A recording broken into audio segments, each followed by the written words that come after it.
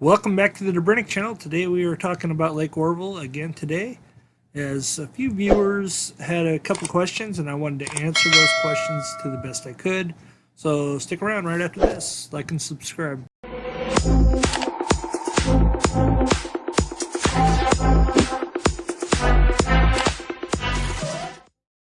Scott Woods asks, is there any chance I could look at the lower part of the spillway, see what's up with that? Well, yes I can. So although I will say that the video was hard to get because it kept buffering, but here's what we got so far. There's a truck up here on the right hand side as you're looking at it. As you can see here in a minute, it will start to move. I'm not sure what that guy's doing up there, but apparently that's a road of some sort. And I'm sure that's not open to the public, and I'm sure that's not public access. As you can see, the water seems to be moving to the right. This is kind of odd, because I thought the water moved to the left there, but anyway, it was really difficult to get all this. I had to basically clip it all together because it kept buffering. I don't know what the heck was up with that, but I made it where you guys didn't have to watch the buffering. I thought that would be annoying. I was annoyed with it, and I only got a small clip. I apologize about that, but I don't see a whole lot of tractors and excavators up here at all. So I assume they got to be getting close. You know, they said they'd be done by November 1st last year. I wonder if they'll be done November 1st with this year. There's still no grass growing here yet, which is I guess understandable being how dry it is. And that's about all I have for that. So I have a comment here from GV, and GV says maybe they fixed the spillway. Porting and faulty gates now, but doubtful. Army Corps of Engineers is supposed to be taking over soon. GV, I can't look at you with a straight face and tell you that's a good thing. The Army Corps of Engineers holds this lock here that you're looking at here that's on the Illinois River. It's called LaGrange Lock and Dam. You can look it up. I'll link a video below. And basically, this thing is falling apart. This thing's over 100 years, and they got to get parts from upriver, downriver, wherever they can get a part, because they don't make the parts no more that it needs to be repaired whenever this thing breaks.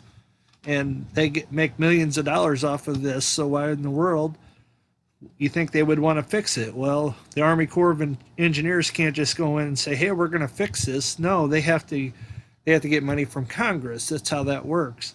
And you all know what's going on in Washington is nobody gets along and nobody cares about infrastructure. They just care about who's going to get who in trouble and who's in trouble and all that stuff. And in the meantime, as you can see, this thing's falling apart and we can't do anything about it. And that's what Lake Oroville will ultimately become if the Army Corps of Engineers takes it over. GV, I'm not doubting that you know something that I don't, but I haven't seen anything that suggested that the Army Corps of Engineers will be taking over Lake Oroville. If you could you give me a link possibly? I would appreciate that. So, the weather in California is dry, really dry, and it's going to be dry for the next 10 days, and we're getting closer to the beginning of the rainy season. They say that starts November 1st, but the long-range outlook for Lake Oroville is not good, as they're saying that it's going to be dry through the winter this year, and very dry, which the last 2 winters has been very wet. So it's a good possibility that it could be due for some dry weather, but that don't mean it will be. Time will tell, as you never know what Mother Nature will do, and the weatherman has never been spot on. It'd be a great gig if you can be wrong 95% of the time and still have a job, right? Just throwing it out there. So with the dry weather coming and continuing, basically, you had a little rain the other day, but this is long term. It's going to be dry. The gates have stopped leaking as they got below. I think it was 830 feet, I suppose. I think that's what somebody said. Anyway, they're no longer leaking, but if you look down here coming up, you will see that they still have these sandbags in place. And why is that? Why wouldn't they take those out? I mean, the water's not leaking. There's no reason to divert the water no more.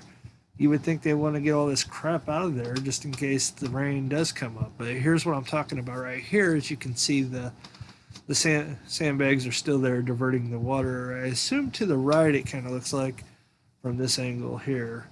So let's check the level of the lake right now as it continues to drop.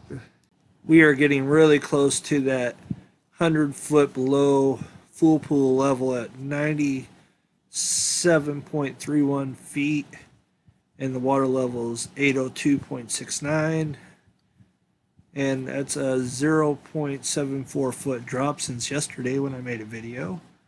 So this thing is losing about 3/4 of an inch a day as of right now, and that will continue for another month and a half to 2 months before it will start to rise in about February generally. We'll see if that happens this year. We shall see. It may be a lake without very little water in it next year if this forecast is completely spot on.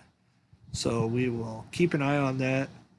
And this has been an extensive look, and this will probably be my last report for a little while unless something else changes. You guys have a blessed day. Please comment below. We'll see you next time on the Brenner channel. Much love. Peace. God bless.